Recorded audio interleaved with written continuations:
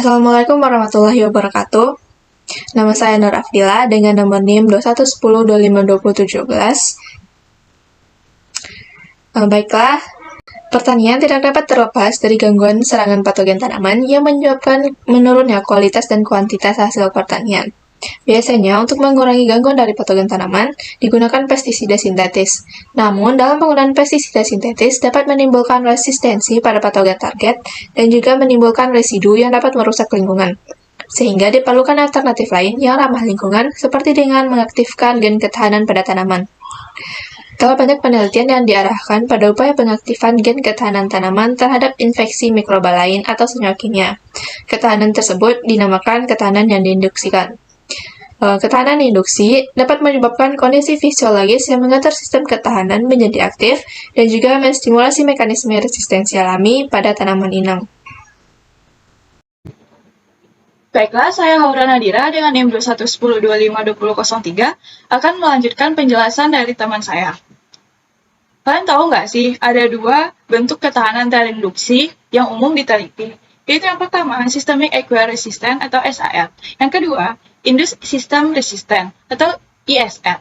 Ketahanan tanaman terinduksi dapat dipicu dengan penambahan bahan-bahan kimia tertentu, misalnya tanaman elisitor, mikroba non-patogen, patogen avirulen, ras patogen inkompatibel, dan patogen virulen yang infeksinya gagal karena kondisi lingkungan tidak mendukung. Lalu, pengertian dari tanaman elisitor ini adalah suatu tanaman yang mengandung senyawa biologis yang dapat menyebabkan peningkatan produksi phytoalexin bila diaplikasikan pada tumbuhan atau kultur sel tumbuhan.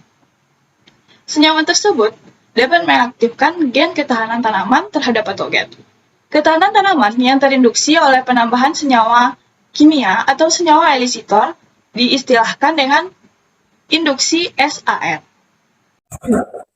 Induksi SAR diartikan dengan terbentuknya akumulasi asam salisilat atau asam salisilat asid dan juga protein atau pathogenesis related protein.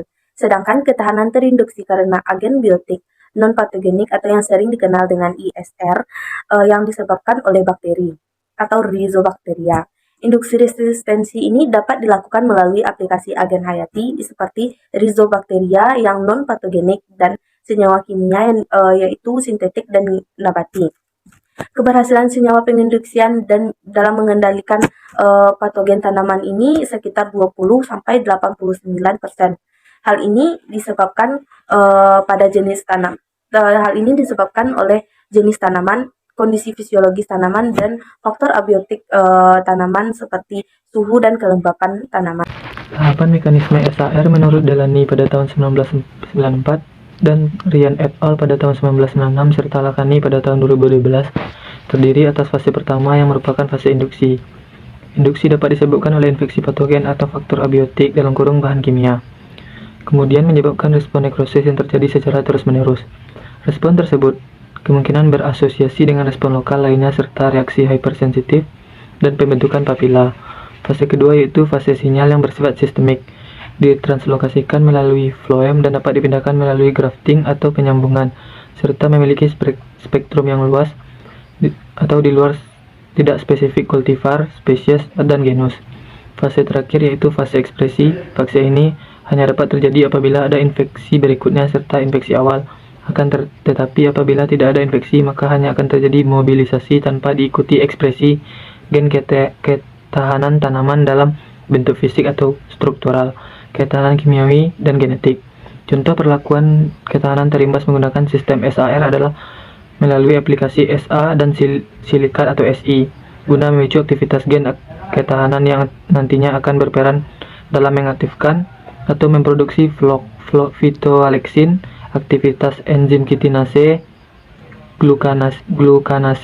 glukosidase. Hasil penelitian Duryat tahun 2008 dan Somo Yarjo tahun 2001 menunjukkan bahwa penggunaan ekstrak tanaman elisitor berupa daun bunga pukul 4 atau disebut Mirabilis jalapa dan daun bunga pagoda atau bernama latin Cleorodendrum japonicum paling efektif menginduksi ketahanan tanaman cabai terhadap virus Gemini. Selanjutnya, Artati tahun 2012 melaporkan bahwa ekstrak tanaman Sambiloto mengandung elisitor pemicu ketahanan tanaman terhadap penyakit layu bakteri atau disebut Ralstonia solanacearum dengan tingkat keefektifan sebanding dengan perlakuan senyawa kimia asam salisilat. Contoh perlakuan ketahanan terimbas menggunakan sistem SAR adanya melalui aplikasi senyawa aktif atau disebut SA dan silikat atau disebut SI guna memicu aktivitas gen ketahanan yang nantinya akan berperan dalam mengaktifkan atau memproduksi phytoalexin, aktivitas enzim, kitinase, glukanase, dan glukosidae.